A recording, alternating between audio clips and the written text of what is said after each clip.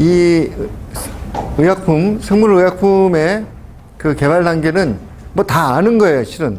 그리고 다른 분들도 이제 설명을 할 텐데, 요것도 딱 한 10분 정도만 간단하게, 왜 필요한지, 뭐를 하는지, 요거 설명드리겠습니다. 연구 개발 단계는 아까처럼 조건이나 내가 만드는 약의 그 조건들을 찾는 거예요. 가장 좋은 조건이나 근데 가장 앞서서 하는 거는, 근데 뭘 만들 건데, 처음에 뭘 만들지를 결정을 해야 돼요. 예전에는 그거를 결정을 안 하고 시작했어요. 그러니까, 이런 거죠. 어디에서 보니까 어떤 케미칼이 좀 좋은 작용을 하는 것 같아. 그러면 그 케미칼 관련된 것들을 막 변종을 종류를 여러 가지를 만들어요. 알데하이드끼도 붙이고, 키톤끼도 붙이고, 아민끼도 붙이고, 이렇게 펑셔널 그 그룹을 뒷단에 여러 가지를 붙여가지고 수십 종, 수백 종을 만들어서 걔들을 일일이 테스트 하는 거예요. 이렇게 해서 걸러내.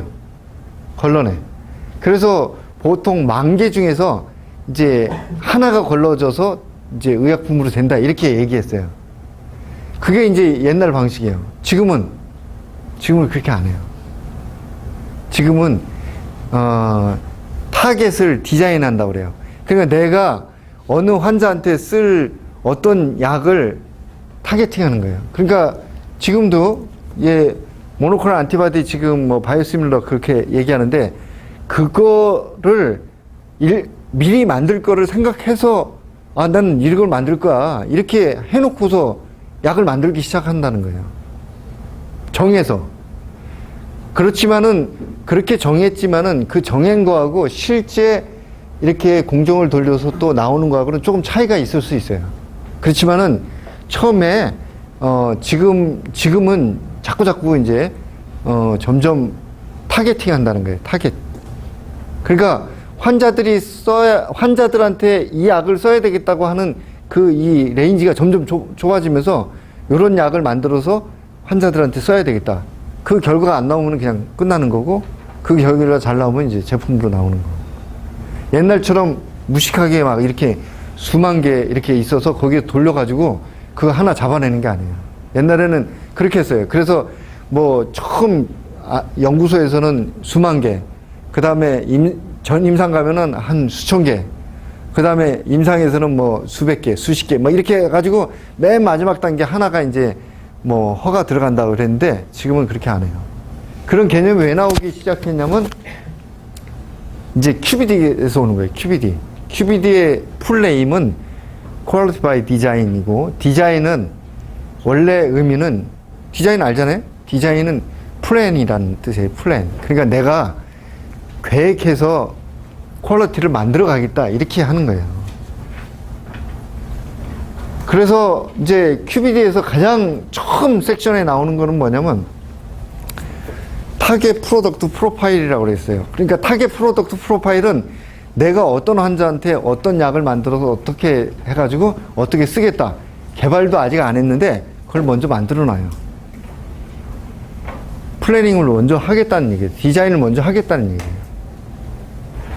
그건 나중에 뒤쪽에서 또 있으니까 넘어가고, 지금 그렇게 해서 이제 개발해서 타겟을 결정하면 이제 또 후보가 되는 것들이 몇 개 나올 수는 있어요. 실은 전혀 안 나오는 건 아니기 때문에 선정하고, 그 다음에 여기서 이제 프로세스 관련된 거, 그 다음에 또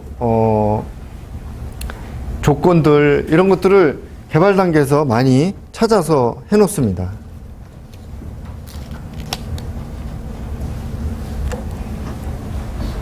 그 다음에 이제 비임상 쪽인데, 비임상은 동물이죠. 동물 시험을 하는데, 동물 가지고 시험할 때는 두 가지를 봅니다. 하나는 톡시콜로지, 그러니까 독성이 있느냐 없느냐. 또 하나는 에피커시인데 포텐시, 효력이 있느냐, 약이 약으로서 작용할 수 있느냐, 이런 거를 보여요. 물론 임상도 마찬가지예요. 대상이 동물하고 사람하고만 바뀔 뿐이지, 동일한 절차를 가져갑니다. 그래서 이제 비임상에서 이렇게 그 시험을 하고 나면 비임상 결과가 좋으면 바로 이제 그 임상 샘플을 만들어서 이제 임상 준비를 합니다. 근데 요 전에 이제 임상 들어가기 전에 그 이제 규제기관 식약처에 제가 이런 임상을 그 예전에 이제 전임상에서 보니까 이런 결과가 나와서 제조는 어떻게 하고 그 다음에 QC는 어떻게 하고 퀄리티는 어떤 항목들을 가져가고 이렇게 해서 하겠습니다. 이렇게 내요. 그 계획을 내요. 그거를 이제 IND라고 그래요. IND. Investigational New Drug이라고 그래서 내가 지금 개발하고 있는 이 약을 한번 해보겠다. 이렇게 하는 거예요. 그거를 내는 게 이제 IND라고 그러는데 IND를 내서 이제 식약처에서 허락이 떨어지면 그때 임상을 할 수 있습니다. 근데 한국은 이렇게 하는데 미국은 달라요. 미국은 IND를 내고 한 달 동안에 연락이 없으면 그냥 임상 들어가면 돼요. 한 달 동안에 연락이 없으면은 임상 들어가요. 그래서 상관없어요. 그게 법으로 돼 있어요. 근데 한국은 해도 돼. 이게 떨어져야지 할 수 있는 거예요. 한 달이 됐든 두 달이 됐든. 네. 좀 다르죠? 그래서 어떤 사람은 이렇게 얘기해요. 미국에서 임상하기가 더 편하다. 한국은 임상하기 어렵다. 왜냐면 한국은 처음부터 디테일하게 다 디스커션 해요. 대신 허가받기가 한국은 쉽고 미국은 허가받기가 어려워요. 왜? 이런 거하고 똑같아요. 여러분들 그 중간고사나 기말고사 보면 좀 그래도 막 짜증나면서도 그래도 하고 나면 좀 공부됐다 이렇게 다시 복습이 되고 머릿속에 좀 남는다 이런 생각이 들잖아요.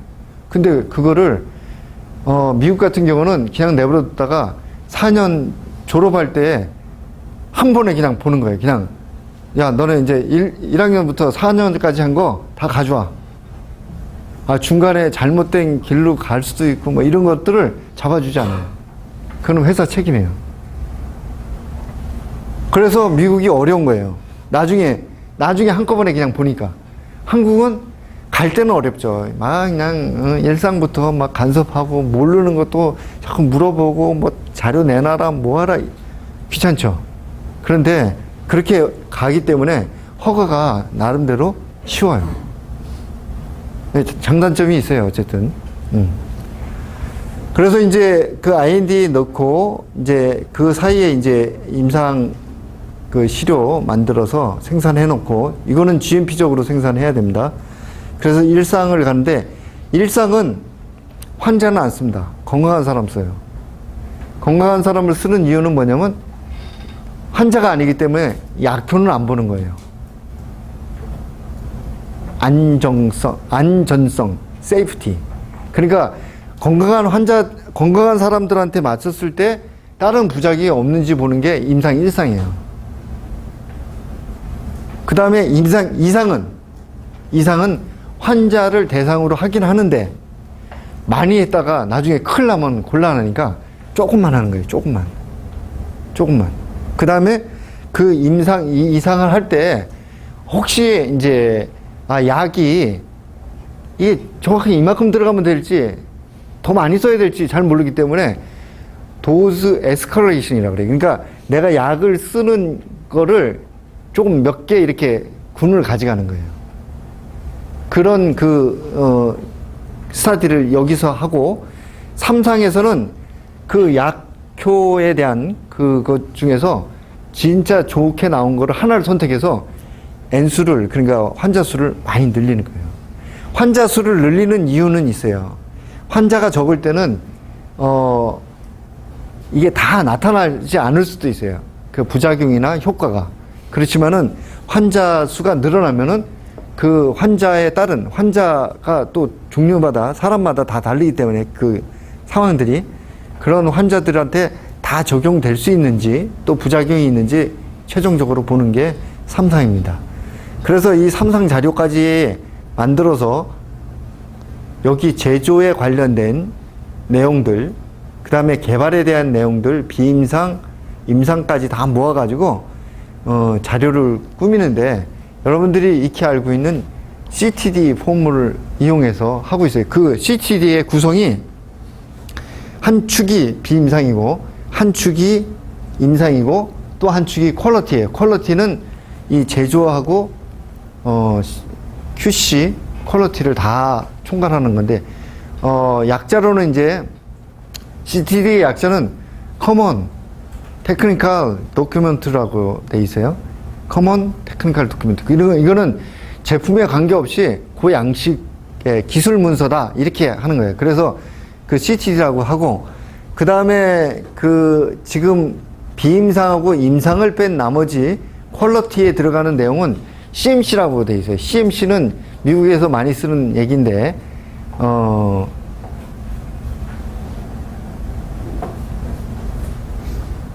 Chemistry, Manufacturing, Control 이거 약자예요.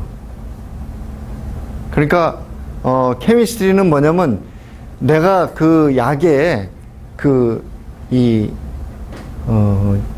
약의 성질을 나타내는 거죠. 그러니까 뭐 아미노산 시퀀스는 어떻게 돼 있고 그 다음에 백본은 어떻게 돼 있고 글라이콜실레이션은 어떻게 돼 있고 뭐 이런 것들을 다 총괄해서 해주고 매니팩처링은 아까 앞쪽에서 보셨던 컬티베이션, 퓨리피케이션 그 다음에 그 포장 작업까지 다 일괄해서 그 프로세스를 전체를 다 설명해 주는 거고 그 다음에 컨트롤은 뭐냐면 그 QC 그러니까 그렇게 DS, DP 나온 것들을 규격 시험이나 테스트를 해서 적합한지 안 한지를 다 설명해 주는 거를 얘기를 하고 있어요. 그래서 허가를 넣었을 때 다 오케이가 나면 이제 승인하죠. 품목 허가를 내줍니다. 그러면 이제 그때부터 이제 판매를 할 수 있는 상황입니다. 이게 이제 개발 단계고 여기서 가장 중요한 건 뭐냐? 가장 중요한 건 없습니다. 다 중요합니다. 개발도 중요하고 그 다음에 비임상, 그 다음에 생산에 대한 거, 임상도 중요합니다. 그러면 이제 확률을 가지고 얘기하면 임상 1상에 가서 실패할 확률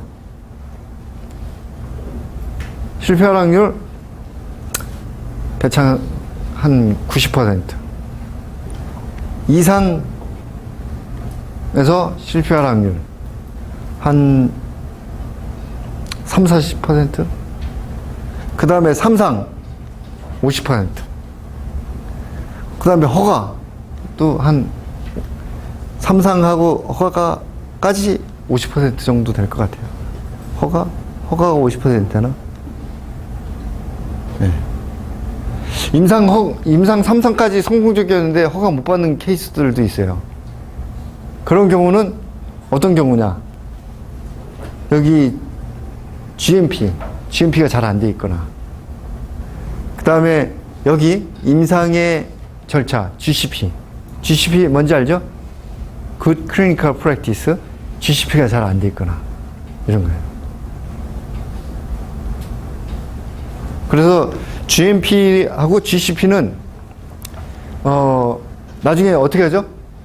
실사를 받죠. 실사를 받아요. 그 실사 받을 때, 이제, 경고가 안 날라오면 되는데, 미국 같은 경우는 이제, 경고가 날라오면은, 그게 이제, 워닝 레터라고 얘기를 해서, 그게 많이 받으면 이제 큰일 나는 거예요. 그리고, 우리나라는 저긴데, 미국은 허가를 신청하면 10개월 동안 리뷰해요. 10개월 동안. 10개월 후에 결과를 알 수 있어요. 그러니까 한 1년 정도는 그냥, 심사한다. 이렇게 생각하면 되죠. 굉장히 긴 여정입니다. 긴 여정. 그런데 저런 행위들을 하게 되면 GMP에서 늘 얘기하듯이 문서화 해야 되잖아요. 문서를 남겨놔야 되는데 그런 문서들이 여기에 이렇게 설명이 되어 있습니다. 업무 수행하고. 그래서 한번 보면 의약품 개발할 때는 바이올로직스를 규명하고 개발, 프로세스 개발에 대해서 해야 되고, 그 다음에 세포주 개발하고 세포주 제조해야 됩니다. 그 다음에 비임상에서는 독성 안정성 해야 되고, 임상 단계에서는 의약품의 특성 분석, 분석법 개발, 배양하고 정제 공정 개발, 세포주 만들고, 그 다음에 원료 의약품 제조하고, 분석법, 그 다음에 제조 공정 베리데이션하고, 바이러스 제거 베리데이션, 그 다음에 완제품 제형하고 조성 개발하고 충전하고, 제품 출하 시험들을 하고, 안정성 시험들을 하고, 이런 것들을 쭉 해야 됩니다. 이게, 개발부터 그냥 쭉 허가까지 그냥 계속 가는 거예요. 그러면 예를 들어서 이런 거예요. 안정성 하나 따면 되냐? 아유, 아니죠. 스케일이 달라질 때마다 안정성 해야 돼요. 스케일이 달라진다는 거는 처음에 비임상할 때는 예를 들어서 그 바이오리액터도 한 50리터 썼는데 나중에 커머셜 갈 때 계속 50리터 쓰면 안 되기 때문에 커머셜 임상에서는 한 300리터를 쓴다 그러면 그 스케일이 바뀌잖아요. 그러면 안정성 또 들어가요. 안정성. 그 다음에 프로세스가 좀 바뀐다. 그러면 안정성 또 들어가요. 안정성이 얼마나 많은지 몰라요. 안정성 시험 검체가 수도 없이 나와요. 수도 없이. 그 다음에 여기도 보면 뭐 분석법 베리데이션, 제조공정 베리데이션이라고 그러는데 요거 하기 전에 공정 개발하고 분석법 개발하고 이런 그 개발이 여기처럼 그냥 한번 쭉 가고 땡 이렇게 하는 게 아니고 계속 하다가 또 문제 생기면 다시 또 개발하고 막 계속 이렇게 돌아가는 거예요. 그래서 굉장히 어려운 그 개발 과정이다 하는 거고, 이런 자료들이 다 갖춰졌을 때 드디어 허가를 받을 수 있다 하는 거예요. 그래서 지금은 이제 베리데이션이나 또는 공정 개발, 분석법 개발들이 지금 앞으로 얘기하는 그 QBD 베이스로 개발을 한다 이렇게 생각하시면 돼요. 지금은 그렇게 하고 있습니다. 또 시간이 너무 빨리 가는데, 그러면 이런 개발 단계에서 나와야 될 문서들이 뭐가 있는지 보면 이런 것들이 다 나와야 됩니다. 다 나와야 되는데 실질적으로 빨간색으로 된 것들은 꼭 나와야 돼요. 꼭 나와야 되기 때문에 이거를 아까 제가 초기에 얘기한 것처럼 연구소 개발 단계에서 그 R&D에서 QC, QA를 해야 되는 이유 중에 하나가 되는 거예요. 왜? 이런 것들을 만들었는데, 여기서 질문. 예를 들어서 세포주 개발을 했는데, 내가 한 10번을 해가지고, 한 5번 성공했어요. 그 5번 성공한 거 가지고 보고서를 썼어. 될까요? 안 될까요? 그런 거예요. 그런 거를 연구소에 계신 연구원들은 잘 모르기 때문에 그렇게 써요. 그러면 이제 연구소에 QC나 QA 있는 분들이 그거를 리뷰해서 안 된다고 얘기를 해줘야 되는 거예요. 그래서 예전에는 제조 쪽만 QC, QA 하면 된다 그랬는데 지금은 그게 안 되는 거예요. 그렇게 해가지고 나중에 이제 제품이 날아가고 개발하는 게 그냥 다 숲으로 돌아가고 이런 거죠. 또 한 가지 이제 예를 좀 들면, 여러분들 엘라이자라는 거 알죠? 엘라이자. 이렇게 96일에다 이렇게 해가지고, 그, 시험하는 거. 이제 백신이긴 한데, 백신인데, 이제 역할을 측정하기 위해서 원래 고전적인 방법이 있어요. 고전적인 방법이라고 하는 거는 이제 아가로즈 젤에다가 그 면역 확산법이라고 그래가지고 아가로즈 젤 웰에다가 안티젠을 넣고 바깥에 그 아가로즈 젤 위에 그 안티바디를 쭉 깔아놔요. 그러면 걔들이 이렇게 쭉 퍼지다가 이렇게 밴드가 형성이 돼요. 여러분들 그 교과서에 보면 웰 그 가장자리 웰이 있고 그 갓에 이렇게 밴드들이 이렇게 형성되어 있는 것들이 있는 거를 좀 봤을 거예요. 그게 이제 고전적인 역가를 측정하는 방법이에요. 그런데 그게 이제 어려워요. 그 만들고 이렇게 하는 것들이 다 수작업으로 해야 되니까, 커머셜하게 팔질 않으니까 어려우니까, 그거하고 엘라이자하고 콜리레이션을 했어요. 콜리레이션 해가지고 그다음부터는 엘라이자만 썼어요. 그래 엘라이자만 쓰다 보니까 역가를 점점 높여가지고 막 배양하는 거, 하비스트 하는 시점이나 뭐 배양 이렇게 하는 공정들을 그 엘라이자 베이스로 잡아간 거예요. 그래가지고 이제 성공적으로 됐다, 되게 잘 나온다. 그래가지고 공장에 기술 이전을 진행을 했어요. 진행했는데 공장에서 야 그러면은 고전적인 방법으로 한번 시험해서 보자, 이렇게 한 거예요. 고전적으로 하니까 어떻게 해? 빵. 왜 이런 현상이 일어나죠? 엘라이자는 깨져도 에피톰, 그러니까 그 바인딩 할 수 있는 부위만 살아있으면 다 반응해요, 그냥.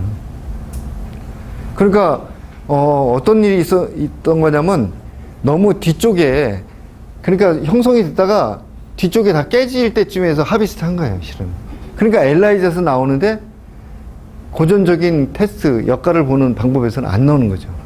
하비스트 시점을 뒤로 밀면 안 되고 앞에서 했어야 되는데, 엘라이자만, 그 뒤부터는 엘라이자만 했으니까. 그래가지고 그거를 다시, 야, 가져가. 뭐, 기술 이전은 무슨 기술 이전이야. 그래가지고 다시 보내가지고 했는데, 그게 뭐, 개발 과정이 한 3년은 뒤로 다시 가는 거예요. 빽한 거예요, 그냥. 그러니, 돈은 얼마나 들고, 과제는 얼마나 밀리고 하겠어요.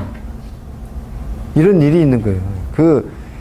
그래서 연구소에서 QC, QA도 그렇게 중요하다 하는 거를 여러분들이 인식을 하셔야 돼요. 회사의 제품 개발은 어떻게 보면 회사의 미래잖아요, 미래. 근데 제품 개발하는 그 제품들, 개발하고 있는 제품들이 하나둘씩 사라지면은 미래가 안 보이는 거죠, 실은. 네. 여기서 잠깐 팁을 드리면, 여러분들이 이제 그 주식에 관심이 있으세요? 주식에? 네? 부자 되고 싶지 않으세요? 네? 주식을 보시면은 바이오 쪽은 다 미래 가치로 가치가 형성이 돼 있어요. 지금 내가 제품도 없고 내가 판매를 해서 매출이 없는데도 불구하고 기업 가치가 막 조 단위로 넘어가는 회사들이 있어요. 그거 왜 그러는 거예요? 미래 가치 때문에 그러는 거예요. 미래 가치. 현재 가치가 아니고 미래 가치. 현재 가치는 뭐예요? 내가 장사해서 돈 얼마나 남겼냐, 그것이 반영된 게 현재 가치예요. 근데 바이오 쪽은 현재 가치는 별로 쳐주질 않아요. 미래 가치. 파이프라인이 어떻게 잘 돼 있냐, 그 중에서 어떤 똘똘한 후보들이 앞으로 제품화 될 거냐, 이 기대감에 가치가 올라가는 거예요. 그걸 잘 보시는 분들은 뭐 부자 될 수도 있죠. 주식을 하실 때 어쨌든 미래 가치를 좀 잘 보시면, 그런 데를 들어가시는 것도 방법이에요. 그런 회사를 들어가시는 것도 방법이에요. 미래 가치가 좋은 회사. 아셨죠? 네. 그래서 이런 빨간 걸로 돼 있는 그런 보고서들은 꼭 QC, QA에서 관리를 하고, 이런 것들은 나중에 허가 자료에 꼭 쓰이는 거기 때문에 중요하다 하는 거를 말씀드립니다.